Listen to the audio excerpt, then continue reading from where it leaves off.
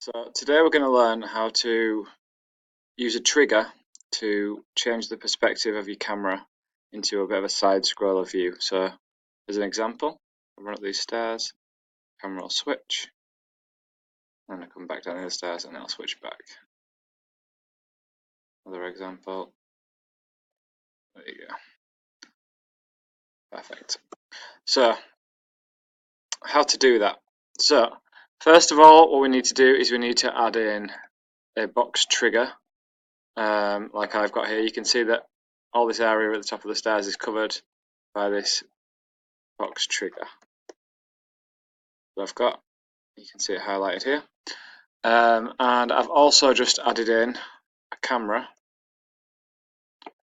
It's my third person camera, and I should have a camera somewhere else as well. Let's find it for you. And here it is, yeah. So here's my side scroller camera that I've made as well. You can see the view of it from here. So first thing to do, set up your level, add in a nice big box trigger, and a camera with the perspective view that you want to use. And then once we've done that, we're going to open our level blueprints. Here's some I made earlier, but I'm just going to get rid of all of these and I'm going to show you from the beginning how to do this. So if I make sure that I've got my box trigger selected, I'm just going to right click and make sure context sensitive is ticked and add an event for my box trigger collision and add on actor begin overlap. I'm also, while I'm here, just going to add on actor end overlap that I'm going to use later. And then I have to do the same, not the same thing, but a similar thing for my camera. So if I select my camera, I have to also create a reference to that. So in my blueprint, I'm going to right click and just create a reference to my camera. And you can see that there. Okay, so now I've got box trigger and my camera selected. So now what I can do is from the camera node, I can drag out here and I'm going to search for set view target. Oh, actually, sorry, you need to untick context sensitive for this. So I'm going to set, so it's this set view target with blend that we're looking for. Find that.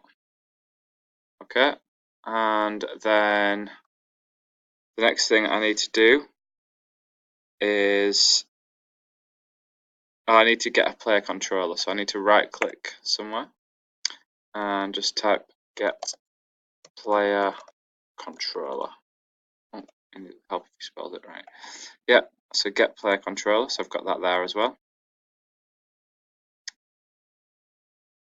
Okay, and then the return value here should be linked to the target of the set view target with blend, and then also connect the on active begin overlap to the set view target with blend. Now the blend time, that's how long it's going to take to switch from one camera to the next. So for this purpose, probably about 1 or 2 seconds is fine. If you have a large amount, it'll take longer, or a smaller amount, it'll be faster. But you decide how quickly you want your cameras to switch. And if I now compile that and I play the level,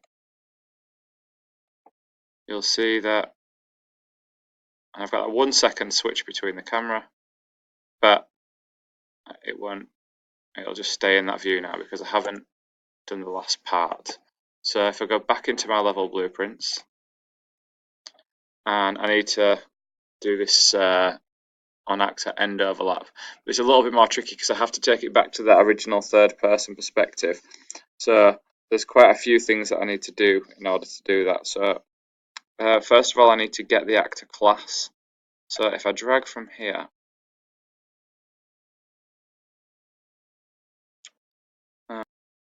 for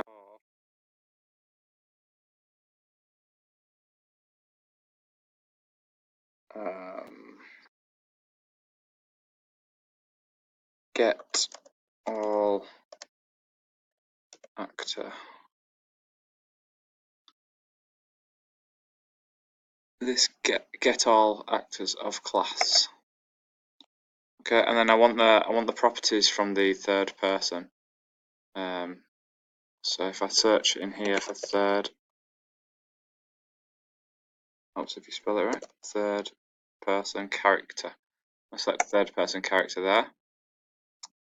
Okay, and from here where it says out actors, just drag out here. And we need to find something called for each loop. Okay, and grab that in there. And also connect these together. Okay. And then from where I've got saying loop body here, I need to pull out from here and then search for cast to third. Yeah, this cast to third person character, and that's just going to get the properties from the third person character, because it's blueprints that they've used from that previously. And then just make sure you connect this array element to object as well. And then we need the blend to happen again, so we get that smooth sort of 1 second transition between the cameras. So I'm just going to click on this and Control C, Control V to get that. And again, that'll already be set to 1 second because I've just copied the previous one. And where it says the get player controller here, just link that up there and link the where it says third person character to the new view target. And also then we just need to pull it back from the get player controller at the beginning, pull that to the target as well. That might all sound a little bit confusing, but it's just because we have to get the details from the original blueprint that we used in this third person view. So if I compile that now, that should be ready to go. Let's just test it out. So now if I go, I get my 1 second blend coming out, and then I come back to my third person perspective. And I can do that as many times as I want, and I'll just go in a loop and do it every time. You can see that's going to be useful for when we want to switch to side scrollers or top-down perspectives later in the year.